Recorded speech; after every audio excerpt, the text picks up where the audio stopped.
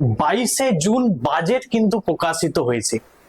সেই বাজেটে নতুন সরকারের বা এক কথাই বলতে পারো যে ডবল ইঞ্জিন সরকারের 10টি গুরুত্বপূর্ণ ঘোষণা, সেই 10টি গুরুত্বপূর্ণ ঘোষণা বা বড় ঘোষণা নিয়ে কিন্তু আজকের ভিডিওতে আলোচনা হবে।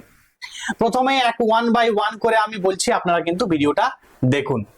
প্রথম 1 নাম্বার যেটি আছে সেটি হচ্ছে 38% ডিএ মিলবে। কবে থেকে না 1 অক্টোবর থেকে কিন্তু এই 38% কিন্তু ডিএ কিন্তু দেওয়া হবে এবং 1 লক্ষ শূন্য পদে নিয়োগ হবে এবং সেখানে মানে এখন থেকে সরকারি চাকরিতে কিন্তু 33% মহিলা রিজার্ভেশন, 33% ফিমেল রিজার্ভেশন কিন্তু থাকবে। পুলিশে 20,000 নিয়োগ হবে এবং 50,000 কি হবে না শিক্ষক নিয়োগ করা হবে। এই সেটা কিন্তু 1 লক্ষের মধ্যেই কিন্তু পড়ছে।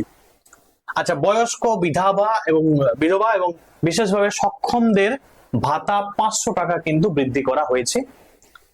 সিভিক ভলেন্টিয়ার, গ্রিন পুলিশের পারিশ্রমিক 2000 টাকা বৃদ্ধি হয়েছে। এনভিএফ কর্মী, প্রাণী বন্ধু, প্রাণী মিত্রদের পারিশ্রমিক 2000 টাকা বৃদ্ধি করা হয়েছে। অন্নপূর্ণা যোজনায় বরাদ্দ 36,000 কোটি টাকা এবং অন্নপূর্ণা ভান্ডারের আপনারা হয়তো প্রত্যেকেই জানেন যে প্রত্যেক মহিলাকে কিন্তু যাদের 25 থেকে 60 বছর বয়স পর্যন্ত প্রত্যেক মহিলাকে মাসে 3000 টাকা করে কিন্তু দেওয়া হচ্ছে। বিধায়ক তহবিলে অর্থ 70 লক্ষ থেকে বাড়িয়ে সেটা কিন্তু 1 কোটি টাকা করা হলো। অঙ্গনওয়াড়ি এবং আশা কর্মীদের যে মাসিক বেতন সেখানে কিন্তু 5,000 টাকা কিন্তু আরো বৃদ্ধি করা হলো। ক্লিয়ার? আচ্ছা, দুর্গাপুর, আসানসোল, শিলিগুড়ি মেট্রো এবং শিলিগুড়িতে মেট্রো হবে। পুরুলিয়া, মালদহতে কিন্তু বিমানবন্দর হতে চলেছে। অসমের কাজিরাঙ্গার আদলে চিংড়িহাটা, নিউ টাউন তোমার এই সব জায়গাতে তোমার এলিভেটেড করিডোর কিন্তু তৈরি হওয়ার একটা প্রস্তুতি কিন্তু শুরু করেছে রাজ্য সরকার।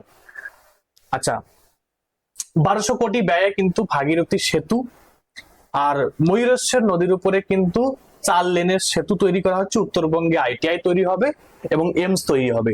তাহলে এই যে বিষয়গুলো একদম 10টা বড় বড় ঘোষণা কিন্তু রাজ্য সরকার করেছে এবং এই বাজেটে আপনারা কতটা খুশি অবশ্যই কিন্তু কমেন্টে জানাবেন এবং এই বাজেটে আরো কি ইনক্লুড করা দরকার ছিল সেটা কিন্তু অবশ্যই কমেন্টে জানাবেন। আজকের ভিডিও এখান পর্যন্ত। Thanks for watching.